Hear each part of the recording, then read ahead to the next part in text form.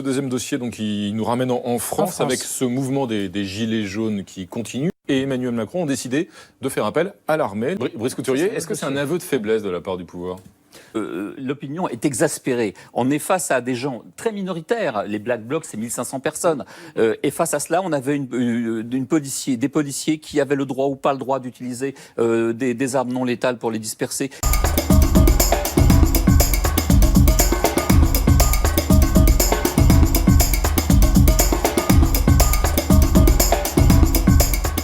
Des armes non létales pour les disperser. Des armes non létales pour les disperser.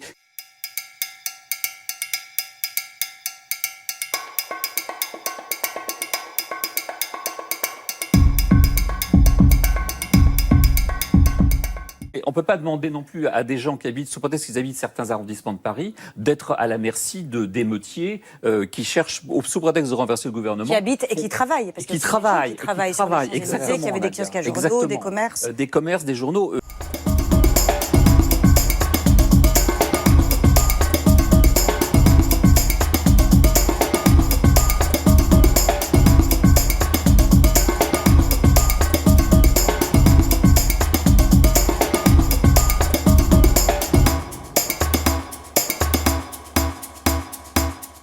Des kiosques à journaux, des commerces, des kiosques à journaux, des commerces.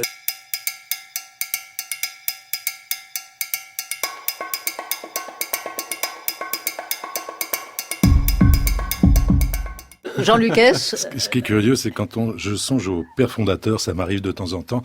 We the people, la Constitution, elle était faite justement pour éviter Donald Trump. Ces gens qui venaient d'ailleurs et qui savaient que le peuple est parfois dangereux. Alors je vais me faire haïr à dire des choses pareilles. Mais d'où un système de démocratie indirecte. Avec des filtres, des primaires, des grands électeurs et tout sauf Donald Trump.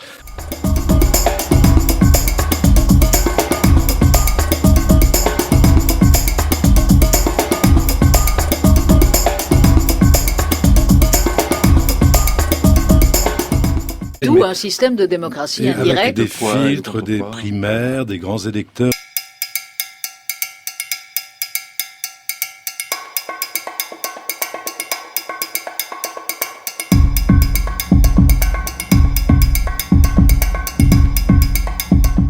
Je ne pense même pas que les questions sur son état de santé soient aussi importantes. Je pense que c'est vraiment l'arrivée de Mike Bloomberg.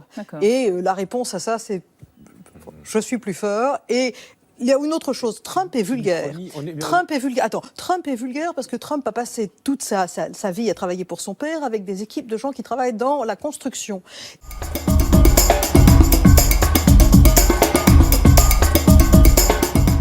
Trump est vulgaire parce que Trump a passé toute sa vie à travailler pour son père avec des équipes de gens qui travaillent dans la construction.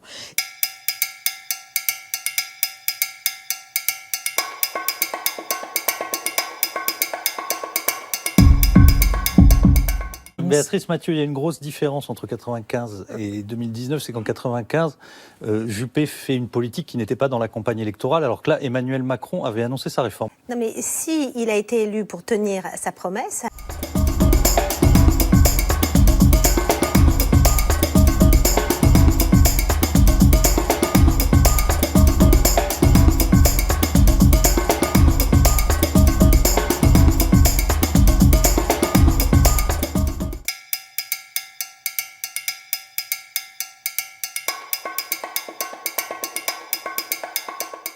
Ce soir, la brigade de détection des infox revient sur un geste et un malentendu.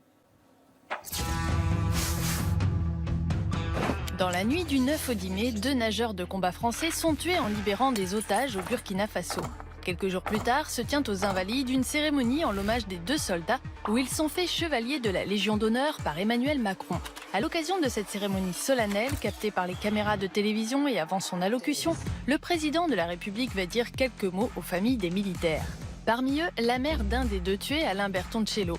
Au moment où Emmanuel Macron vient lui parler, il lui pose la main sur l'épaule, elle l'enlève.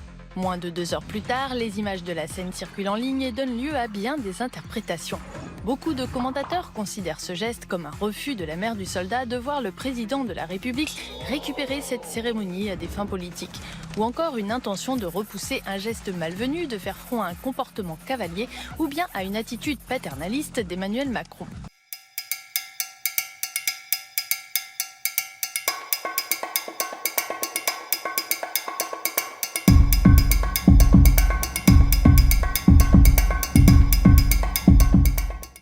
n'en est rien. Désintox a contacté le mari de cette femme.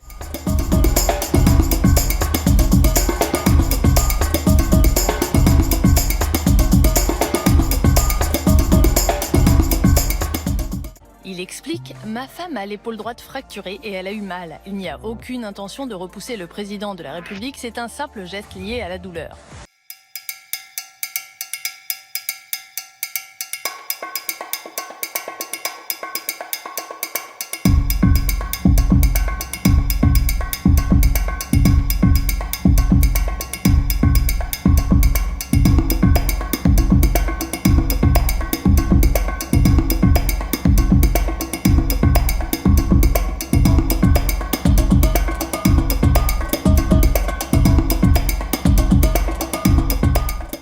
Il n'en est rien, le geste n'a rien de politique.